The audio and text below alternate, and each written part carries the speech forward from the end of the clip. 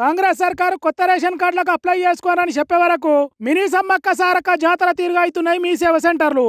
పొద్దుగాలనే card కావాలనుకున్న వాళ్ళు లైన్లు కడుతున్నారు. రేషన్ కార్డుల కొత్త పేర్లు ఎక్కించుకునుడు, చేర్పులు మార్పులు, ఆధార్ అప్డేట్లు ఇట్లా చాలా పనుల కోసం మందలకు మందలు మంది జమ అవుతున్నారట. పొద్దంతా పొడుగుతా లైన్లు కట్టినా పని అవుతుందో కాదో తెలియకుండా వస్తున్నారట జనాలు. గంటల కమానం కాళ్ళు నోయంగా నిలబడుతున్నారట.